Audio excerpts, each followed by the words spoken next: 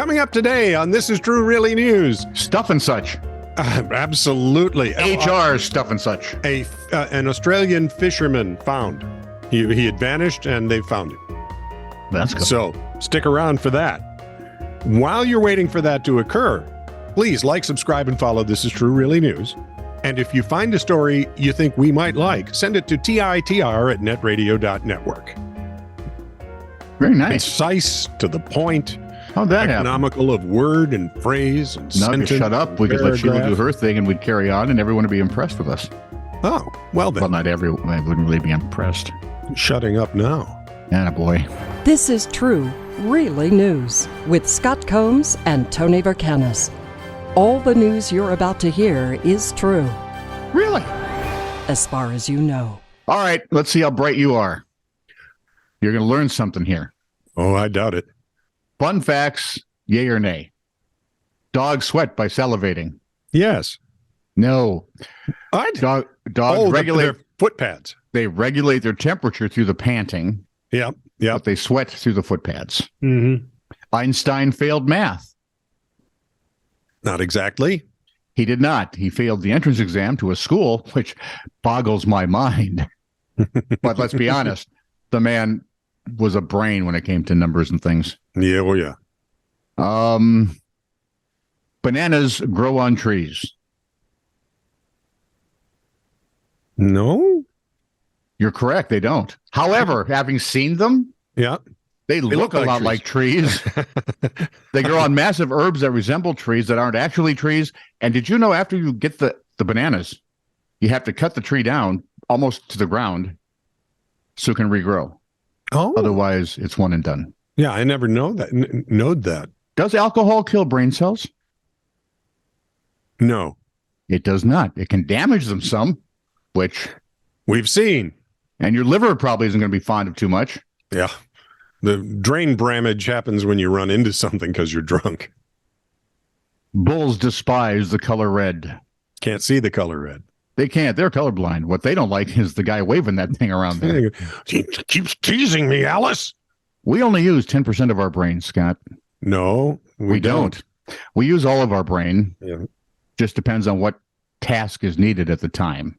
But every day, all of your brain is being used. Well, not mine. I just leave. I have part of it going, like breaks when I don't need it. Yeah, my wife has my brain and certain other body parts in the freezer, and if I ever need them. Well, I can't tell you how long I could have gone without that. Honey, the other guys are bringing theirs. You should never wake a sleepwalker. No, it's fine. That's very good. You should wake up someone who's sleepwalking because they could hurt themselves. Yep. They will be a bit confused. Yeah. Like, why am I standing in the middle of the street, half naked? But that's better than them, getting in my injured. case, it's even worse. All right, Mount Everest is the tallest mountain. So if you're measuring from the base of the mountain to the top, it's not. You're right. Mauna Kea volcano stands more than 33,000 feet from its water base, which would beat Everest by 4,000 feet. Do you know they're also the youngest? The taller the mountains that we see, yep, the younger they are. Yep. Because the weight of the world hasn't beaten them down yet. Ninjas, the historical or hysterical ninjas dressed in black. Mm-hmm. The truth, they say, is that real ninjas wanted to blend in, so they would wear whatever everyone else was wearing. Yep. The black uniform or idea of ninjas all in black comes from years of fiction and folklore, and honestly, people just like to wear black, and if they can't be James Bond, they'll be Jackie Chan. There you go. Caffeine is a diuretic? No. It is not. The effect of caffeine as a diuretic is offset by the amount of water you drink to actually drink the coffee. And last but not least, the Great Wall of China has been seen from space. I hear that's a no. That is a no, which I liked the story before much better. So did I. No, you can't. There's no single human structure visible from orbit, but you can see the lights from some cities at night. There you go. Yeah. Oh, well. I didn't even get to the penny dropping killing you. No, that's another no. It is. but Yep. I bet it would hurt. The remains of an Australian man who vanished while fishing with friends have been found inside a crocodile. Huh? Yep. False. Crocodile. Oh, wait, this is different. I'm sorry. Yeah, the croc ate him. Kevin Darmody, 65, was last seen at Kennedy's Bend, a well-known saltwater crocodile habitat in a remote part of northern Queensland. We have alligators, right? Yep. They have the wider snout. Correct. Crocodiles don't look all that scary. I mean, I wouldn't want to fight with one. I was going to say, let's just ask Kevin. You can't. He's dead. Why? But thanks for bringing up a painful memory. After a 2-day search of the area, police euthanized 2 large crocodiles and found human body parts inside one. So do they do what crocs do and grab it, thrash it around, and then bury it for a while to soften it up? Maybe. Police said it was a tragic ending for Mr. Darmody. A formal identification process will be carried out. Mr. Darmody was an experienced fisherman and a well-known member of the community in Cape York. The 2 crocodiles, which measured 13.4 feet and 9.2 feet in length, were shot dead about just about a mile from where Mr. Fisherman was last seen. Human remains found in only one of the reptiles, but wildlife officers believe both were involved in the incident because the other one had a guilty look on its face. I just keep thinking, like an alligator is having a house party. Yeah. Looks at the missus, says, so you want the fat banker, the bicycle rider, or the dumb kid on the golf course? I can't. Use the kid on the golf course as the appetizer. Yeah. Have you got any fishermen? No. Hang on. I've got a friend in Australia. Fresh catch. Freshly caught. Oh, not too fresh. He gums up my teeth. A broadcast reporter in Sioux Falls. Let me just tell you, being in radio all those years, I defended these people. Mm-hmm. And the ones I've worked with were stellar. Mm-hmm. This one's not so bright, but again, it's a different era. Okay. Broadcast reporter has been charged with making a prank phone call using Governor Kristi Noem's personal cell phone number. Now, just let that sit in your head for a minute and then put that right next to how does that any way, shape, or form sound like a good idea?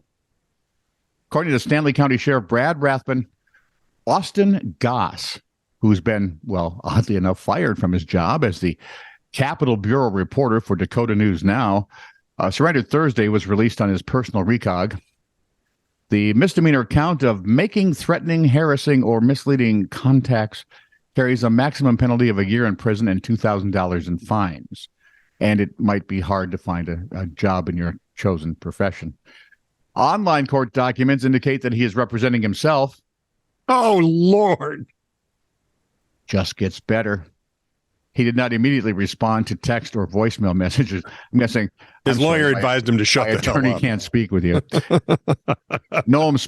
So he's going to be his own attorney, but Noem's spokesman, the governor, Ian Furry, also declined to comment, saying, I'm guessing he must have just rolled his eyes so hard you could hear it in Montana. Yeah, we're not even going to worry about this. Dakota News Now and KOTA Territory News said in a joint statement that they had terminated Goss's employment with the stations, saying they were unaware of Goss's activities and deeply regret the amazing lack of judgment he showed. The recipient of the phone call? Yeah. Was identified in the probable cause statement only as a 50-year-old with the initials DL. All right. That's according to the story the Argus Leader had. Okay. However, Dan Lederman, the former chair of the South Dakota Republican Party, did confirm to the paper that, yes, he was the one who got the call in January. Wow. What an idiot. What an idiot. Apparently, a special agent with the South Dakota Division of Criminal Investigation said the call came from a website called Prank Dial. Uh-huh. Where you're able to make it appear it's coming from someone else's phone. Sure. You spoof the number. You see, this sounds like something a morning show would do, but not the news person. No, and reason. Even the morning show wouldn't leave it hang like that. No. They'd find a joke in there somewhere and then let the guy off the hook. At the very end, the call will say you've been pranked by Prank Dial. Yeah. But really, by that point, you've probably got attorneys already writing out little notes. This is complete idiocy. Yeah. What have they done to broadcasters? I mean, they taught us if you're in news, your integrity is everything. Once you lose that, you're done. And Lederman actually told the investigators that Goss had occasionally, hit him up with snide or rather rude remarks. Said the audio recording, though, moved it to a different level. Well, it's good he's fired. Maybe he could take up something like, I don't know, garbage collecting. You would leave garbage in his hands? I am so sorry. Let's completely disable him and send him to Canada. He wouldn't have to work there. See? Coming up from the Flathead Beacon police blotter, 2:19 in the morning. Hang on. Oh, finally the week is made right.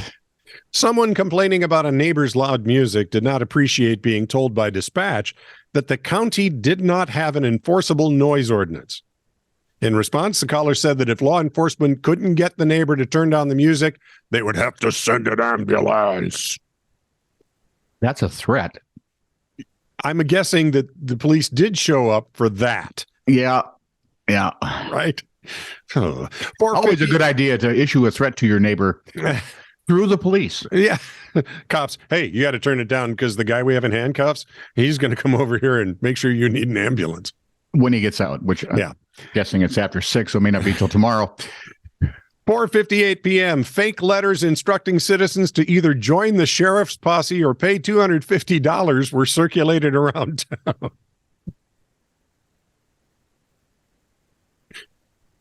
Sorry, Martha. Why don't we live there? Really. I want to get those flyers. I just want to be there for some of this. I want to look at Ed and say, hey, I'm on the sheriff's posse. I got a ride. Yeah. Fetch me my shooting irons. Get up. All right. Yes, a 9-iron would work. That's fine. Well, use your Texas wedge because that's bigger. That's bigger. You can use it as a shield. 8:10 p.m. Not anymore. A man Parts of me would hang out. Stick out, yeah. And a man walking down the street was, quote, acting like a bad boy. Who's End that quote. guy just walking down the street? Singing do-a-diddy-diddy. I'm a bad boy, can't you see? Wow, we did that well. No, we didn't, but that's okay. 8:22. No one expects well from us. 8:22 p.m. An evicted tenant took the garage door with him when he left. Now, if you're throwing me out, I don't need you. I don't need this place. Except for the garage door. I want the damn garage door. I want that. I don't need this lamp, but I'm being taking evicted. it. And the garage door. And the garage door. How do you carry that off? Where does that go? I'm just trying to. You got to have a pretty good sized vehicle to, or a big trailer of some sort. Oh, I suppose if it comes in sections, maybe. Yeah, take the whole I thing hope apart. because if it's like one of the one-piece ones, good luck with that, Fred. See, they're small. The one-piece ones are small, but oh my! No, I've seen one piece for two-car garage. Have you really? That would be that's a lot. That'd be a bear. Yeah, that'd be heavy. Maybe not. Maybe I'm confused. I've been confused before. You mean you've been wrong? No, I've never been wrong. I've been confused. Oh, I see. 10:46 p.m. A man fell asleep at a bar. And that's it. We reported it. Okay. Now I'm not as sure I want to live there anymore because I think I've met these people when I used to bartend. I was going to ask you that question. Did you ever have people fall asleep at your bar? Yeah, I had one. Came in shift change, right? From during the evening. Dad walked home. Dad left after a little while. And one of the regulars comes in. Old guy from the VA kind of guy. Nice man. Mm-hmm. And I could tell he'd had a few. Dude, I'll give you one. Mm-hmm. But then you got to go head for home and get some sleep. Okay. So I'm getting him his drink, and I look up, and he's lighting a cigarette. It's not an unfiltered cigarette. It's a filtered cigarette. Unfortunately, the filter was on the wrong end of this cigarette. I'm told the pros light the tobacco in. And it's in his mouth. I've got a flame going on the filter, and he's just kind of looking at it. You're going, huh. And all I could think of as I'm kind of moving quickly to grab that thing out of his mouth Dude. was, yeah, maybe not even the one. I called him a cab. You're a good man. This is true, really news. Send email to TITR@netradio.network.